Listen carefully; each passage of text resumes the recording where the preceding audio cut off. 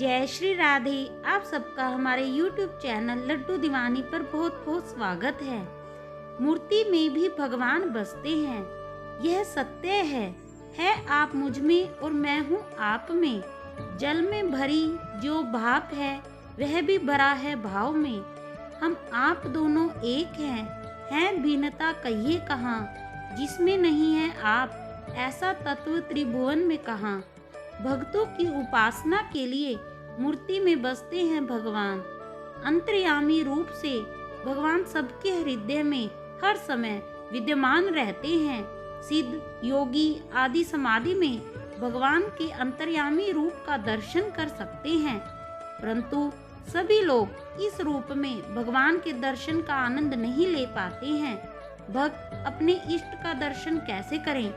इसलिए भक्तों को दर्शन देने के लिए भगवान ने अर्चावतार धारण किया, जो भगवान का सभी के लिए सबसे सुलभ रूप है।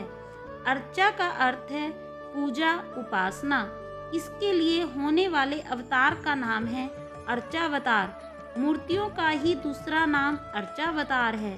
घर में, मंदिरों में, तीर्थ स्थानों पर, गोवर्धन आदि पर्वतों पर प्रतिष्ठित भगवान की मूर्तियां अर्चावतार कहलाती हैं। श्री एकनाथ जी ने कहा है, मी तेची माझी प्रतिमा तेथे नाही आन धर्मा। अर्थात मैं जो हूँ वही मेरी प्रतिमा है, प्रतिमा में कोई अन्य धर्म नहीं है। 4 प्रकार के अर्चावतार बताए गए हैं। भगवान की कुछ मूर्तियाँ स्वयं प्रकट होती हैं। ये स्वयं व्यक्त, स्वयं भू या स्वतः संभूत कहलाती हैं। स्वतः संभूत मूर्तियां यूं ही नहीं मिल जाती, ये उपासकों के लिए ही प्रादुर्भूत होती हैं। अतः इनकी उपासना शीघ्र ही सिद्ध हो जाती है।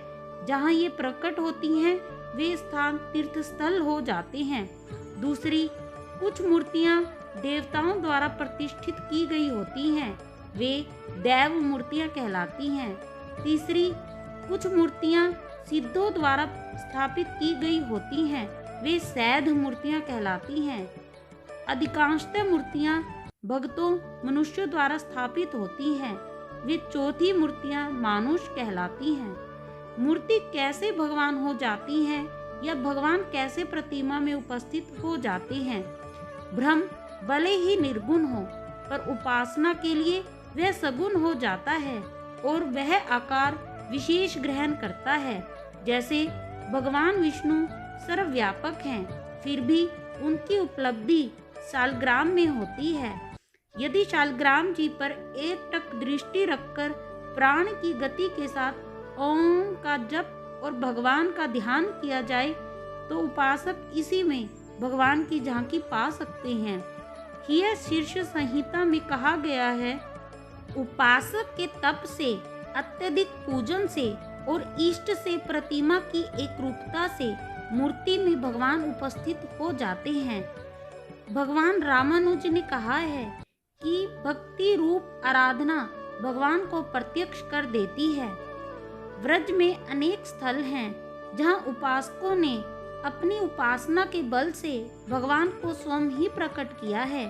परम उपासक श्री कल्याण देव जी ने अपनी उपासना के बल से श्री बलदाऊ जी को, स्वामी हरिदास जी ने श्री बांके बिहारी जी को और श्री गोपाल भट्ट जी ने श्री राधा रमन जी को प्रकट किया।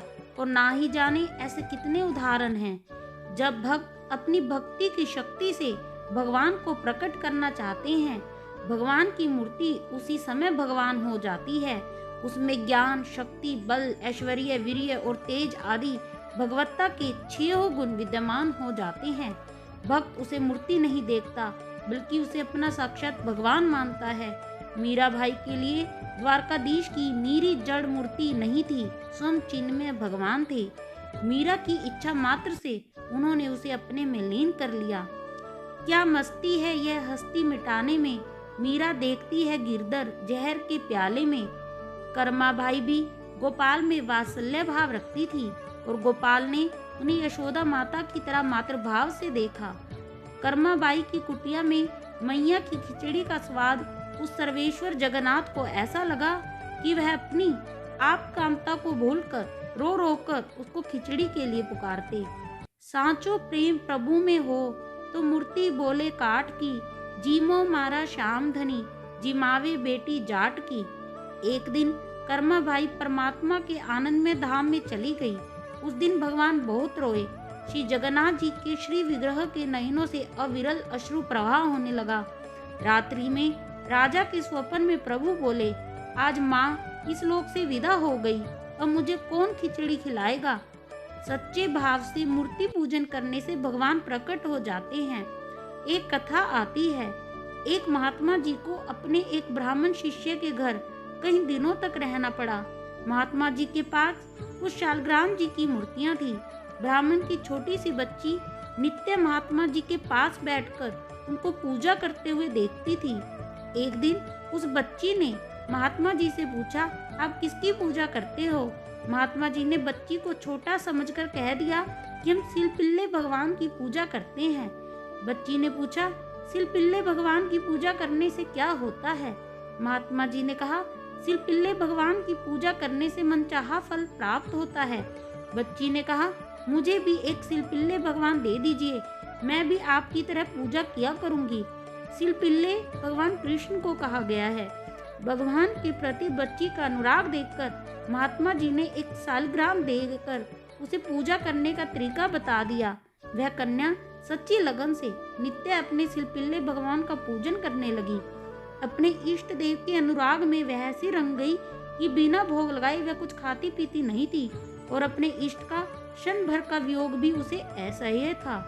बड़ी होने पर विवाह के समय ससुराल जाते वक्त वह अपने सिलपिल्ले भगवान को भी साथ लेती गई। दुर्भाग्यवश उसे पति ऐसा मिला जिसे भगवान में विश्वास नहीं था। एक दिन पत्नी को पूजा करते देखकर उसके पति ने मूर्ति को उठा लिया और बोला, इसे मैं नदी में डाल दूंगा। कन्या के बहुत अनुन्य विनय करने पर भी पति ने मूर्ति को नदी में फेंक दिया। उसी समय से कन्या अपनी सिलपिल्ले भगवान के विरह में दीवानी हो गई और हर समय यही रट लगाए रहती, मेरे सिलपिल्ले भगवान मुझ दासी को छोड़कर कहाँ चले गए, शीघ्र दर्शन दो, आपका वियोग असह्य है। एक दिन वह भगवान के विरह में पागल होकर उसी नदी के किनारे पहुंच गई और ऊंचे स्वर में अपने प्रभु को पुकार कर कहने लगी, शीघ्र आकर दर्शन दो, नहीं तो दासी का प्राणांत होने जा रहा है। इस करुण पुकार के साथ ही एक अद्भुत स्वर गूंजा, मैं आ रहा हूँ। उसी समय उस कन्या के समक्ष वही शालिग्राम जी की मूर्ति प्रकट हो गई। जैसे ही वह शालिग्राम जी को हृदय से लगाने लगी, उस मूर्ति के अंदर से चतुर्भुज रूप में भगवान प्रकट हो गए। भगवान के दिव्य तेज से अन्य सभी लोगों की आंखें बंद हो गई। तभी एक दिव्य गरुड़ ध्वज विमान आया और भगवान अपनी सच्ची भक्ता को विमान में बिठाकर वैकुंठ लोक को चले गए। भगवान से विमुख उनका पति आंखें फाड़ कर देखता रह गया। मूर्ति पूजा की महिमा क्या है। अग्नि पुराण में कहा गया है, यमराज का यमदूतों को निर्देश है कि वे मूर्ति की पूजा करने वाले को नरक ना लाएं।